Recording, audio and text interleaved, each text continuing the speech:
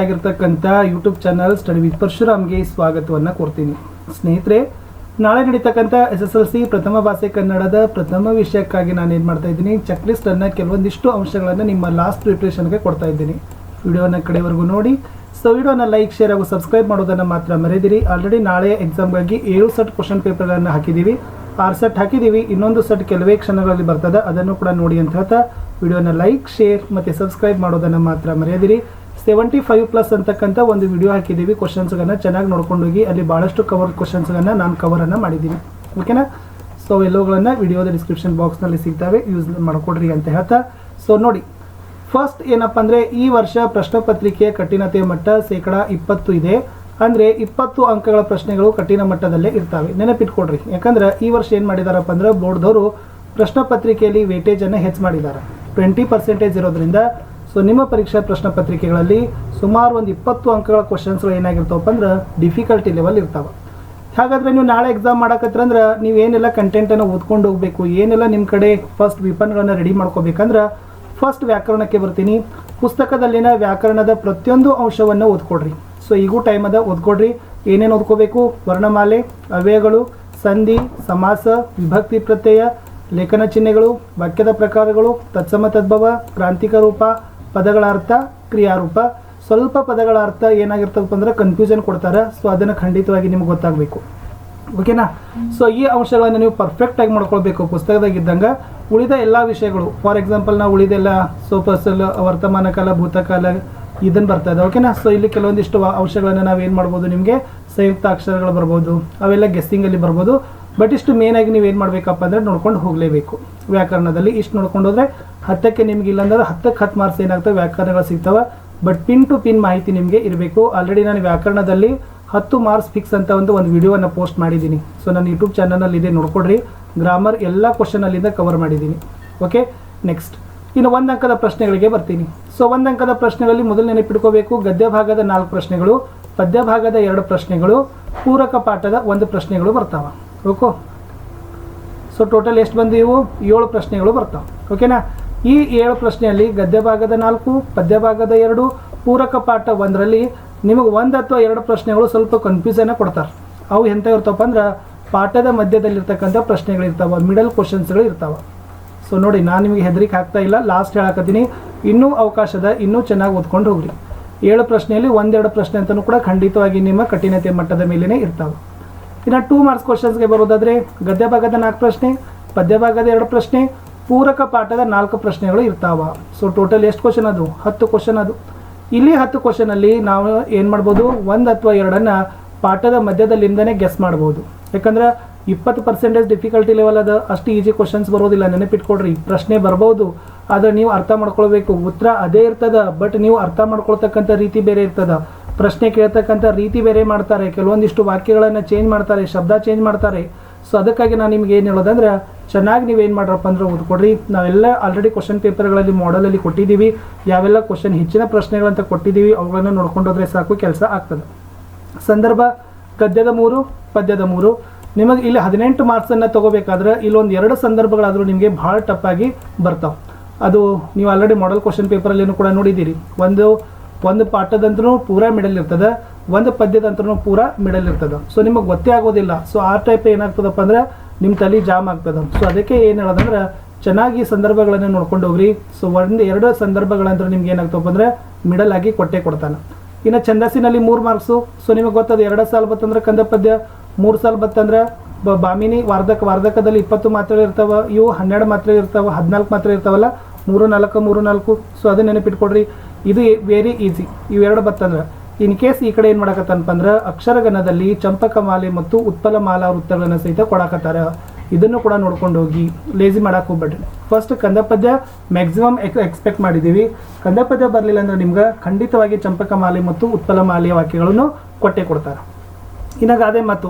So ಗಾದೆ ಮಾತನ್ನು ಬರೆಯುವತ್ನಾಗ ಒಟ್ಟ ಭೋಗಾಸ್ ಬರೆಯಕ್ಕೆ ಹೋಗ್ಬೇಡ್ರಿ. ಯಾಕಂದ್ರೆ 3 ಮಾರ್ಕ್ಸ್ ಅದ. ಅವ್ರು ಏನು ಕೇಳಿದಾರೆ, ಗಾದೆಯ ಮಹತ್ವದೊಂದಿಗೆ ವಿವರಣೆಯನ್ನು ಬರೀಬೇಕು. ಆ ಗಾದೆಯ ಮಹತ್ವ, ಅದರಲ್ಲಿ ಅರ್ಥ ಏನದ ಅಂತ ಬರೀಬೇಕು.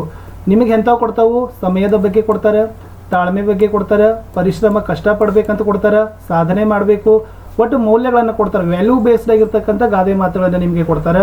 ಸೊ ಅದಕ್ಕಾಗಿ ಗಾದೆ ಮಹತ್ವ ಅರ್ಥವನ್ನು ಬರೀರಿ.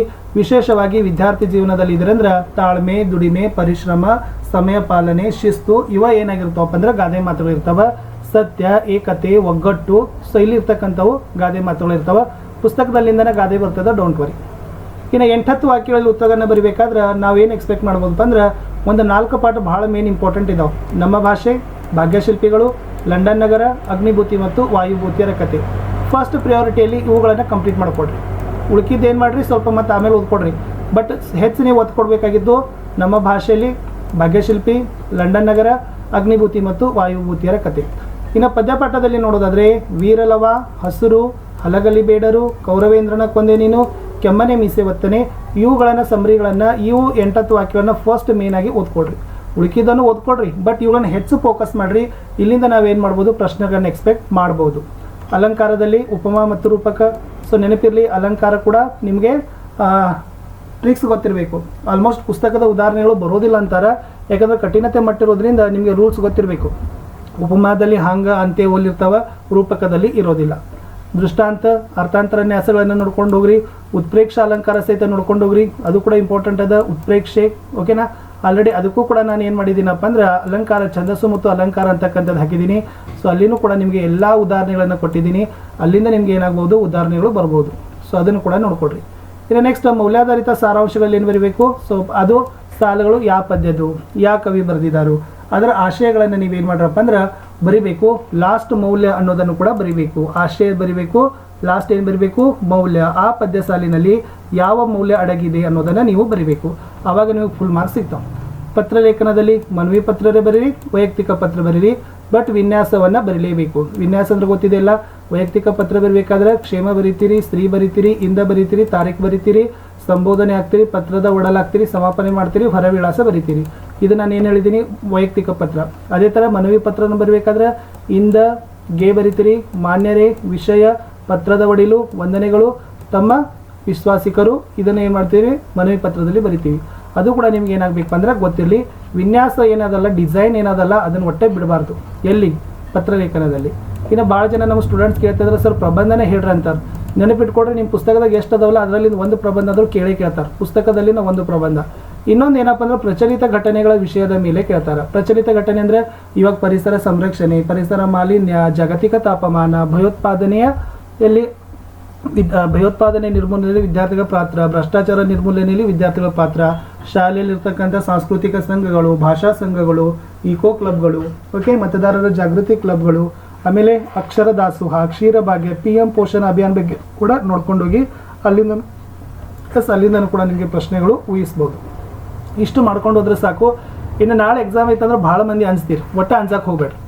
ಒಂದೇದು ಅದನ್ನೇ ಹೇಳೋದು, ಒಟ್ಟೆ ಭಯ ಬೇಡ. ನೀವು ಹೆಂಗಿರ್ಬೇಕಪ್ಪ ಅಂದ್ರೆ ಒಟ್ಟು ಖುಷಿಯಾಗಿರಬೇಕು. ಒಟ್ಟು ಎಕ್ಸಾಮ್ ಐತಿ, ಆ್ಯನ್ಯುವಲ್ ಎಕ್ಸಾಮ್ ಐತಿ, ಬೋರ್ಡ್ ಎಕ್ಸಾಮ್ ಐತಿ ಅಂದ್ರೆ ಅಂಜಿದ್ರೆ ನಿಮ್ಮ ತಲೆಗಿಂದೆಲ್ಲ ಹೋಯ್ತು ಅಂತ ತಿಳ್ಕೊಡ್ರಿ. ಸೊ ಅದಕ್ಕಾಗಿ ಒಟ್ಟು ಅನ್ಸಕ್ಕೆ ಹೋಗ್ಬೇಡ್ರಿ. ಧೈರ್ಯಂ ಸರ್ವತ್ರ ಸಾಧನಂ ಅಂತ ಕರೀತಾರೆ. ನಮ್ಮ ಎಲ್ಲದಕ್ಕೂ ಕಡೆಗೆ ಲಾಸ್ಟ್ ಇರ್ತಕ್ಕಂಥ ವಿಪನ್ ಏನಪ್ಪ ಅಂದ್ರೆ ಧೈರ್ಯ, ಕರೇಜ್, ಅದನ್ನ ಇಟ್ಕೊಡ್ರಿ. ಆಮೇಲೆ ಲಾಸ್ಟ್ ನಾಳೆ ಹೋಗೋತ್ನಾಗ ಯಾವುದೇ ಕ್ವಶನ್ಸ್ಗಳನ್ನ ಗೆಸ್ ಮಾಡ್ಕೊಳಕ್ಕೆ ಹೋಗ್ಬೇಡ್ರಿ. ಸೊ ನಾ ಹೇಳಿ, ಯಾರು ಬೇಕಾದರೂ ಹೇಳಿ, ಒಟ್ಟು ಕ್ವಶನ್ ಗೆಸ್ಸಿಂಗ್ ಮಾಡ್ಕೊಳಕ್ಕೆ ಹೋಗ್ಬಾರ್ದು. ಅದೇ ಬರ್ತದೆ ಅಂತ ಹೇಳ್ತೀರಿ, ಬಟ್ ಅದು ಬರಲಿಲ್ಲ ಅಂದ್ರೆ ಏನು ಮಾಡ್ತೀರಿ, ಅಂಕಗಳನ್ನು ಹೋಗ್ತಾವ, ಆಮೇಲೆ ಅವ್ರ ಹೆಸರಲ್ಲಿ ನೀವೇನು ಮಾಡ್ತೀರಿ, ಚಾಲೂ ಮಾಡ್ತೀರಿ. ಅದಕ್ಕಾಗಿ ಒಟ್ಟು ಕ್ವಶನ್ಗಳನ್ನ ಗೆಸ್ಸಿಂಗ್ ಮಾಡೋಕ್ಕೆ ಹೋಗ್ಬೇಡ್ರಿ.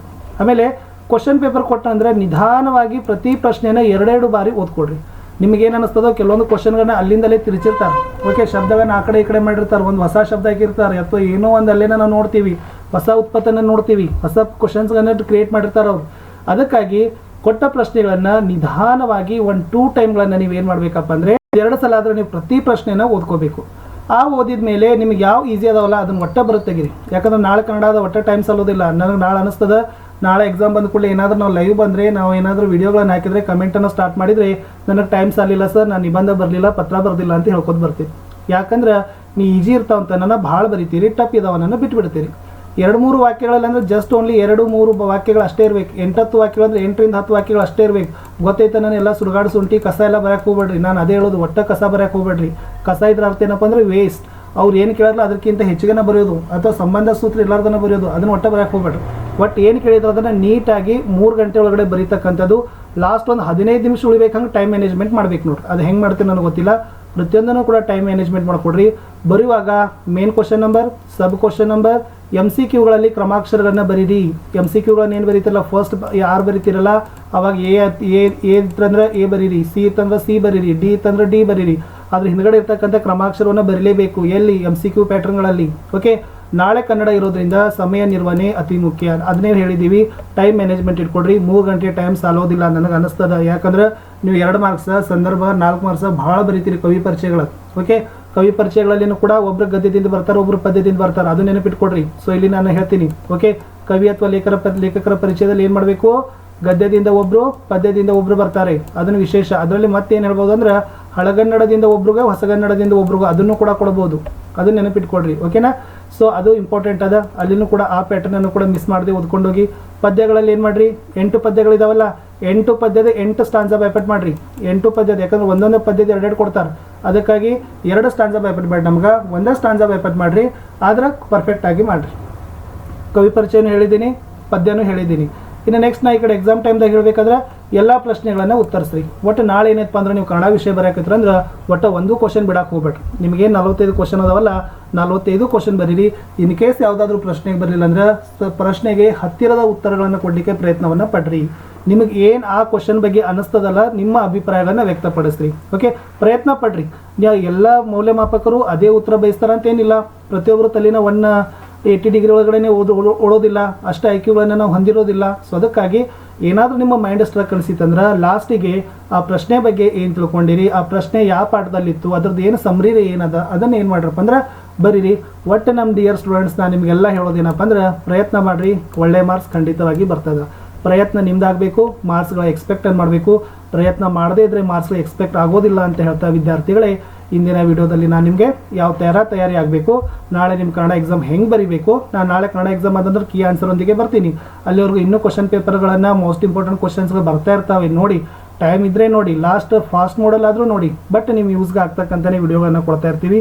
ಸೊ ಖಂಡಿತವಾಗಿ ಸ್ಟೂಡೆಂಟ್ಸ್, ನಾ ಎಲ್ಲ ನಿಮಗೆ ಹೇಳ್ತಕ್ಕಂಥದ್ದು, ನಿಮ್ಮೆಲ್ಲ ಎಕ್ಸಾಮ್ ಒಳ್ಳೇದಾಗಬೇಕು, ನೀವು ಓದಿದ ಪ್ರಶ್ನೆಗಳು ಬರಬೇಕು, ನಿಮ್ಮ ಬರವಣಿಗೆ ಚೆನ್ನಾಗಿರಬೇಕು. ಇದು ವೆರಿ ಇಂಪಾರ್ಟೆಂಟ್. ಇಲ್ಲಿ ಹೇಳಬೇಕಾಗಿತ್ತು. ಸೊ ಆದರೂ ನಾನು ನಿಮಗೆ ಹೇಳ್ತೀನಿ, ಬರವಣಿಗೆ ವೆರಿ ಗುಡ್ ಆಗಬೇಕು. ನಿಮ್ಮ ರೈಟಿಂಗ್ ಏನಾಗಬೇಕು? ಭಾಳ ಚಂದ ಬರೀಬೇಕು, ಮೂತಿಟ್ಟಂಗೆ ಬರೀಬೇಕು. ಒಟ್ಟ ಏನು ಅಲ್ಲಿ ತಡಿ ಅನ್ನೋದು ಇರಬಾರ್ದು. ಅದಕ್ಕೆ ಒಂದು ವಿಡಿಯೋವನ್ನು ಹಾಕಿದ್ದೀನಿ, ನೀವು ಪೇಪರನ್ನು ಹೆಂಗೆ ಬರಿಬೇಕಂತ. ಅದು ನೋಡ್ಕೊಡ್ರಿ. 100ಕ್ಕೆ 100 ಹಾಕಿರ್ತಕ್ಕಂಥ ಪೇಪರ್. ಒಟ್ಟ ತೀಡ ಏನೂ ಬರಿಲಾರ್ದಂಗೆ ನೀಟಾಗಿ ಸ್ಫುಟವಾಗಿ ಬರೀರಿ, ಒಳ್ಳೆ ಅಂಕಗಳನ್ನು ಬರಲಿ. ಸೊ ನಾನು ಕೂಡ ದೇವರಲ್ಲಿ ಪ್ರಾರ್ಥನೆ ಮಾಡ್ತೀನಿ, ನಿಮ್ಮೆಲ್ಲ ಎಕ್ಸಾಮ್ಗಳು ನಾಳೆ ಒಳ್ಳೇದಾಗಬೇಕು, ಒಳ್ಳೆ ಅಂಕ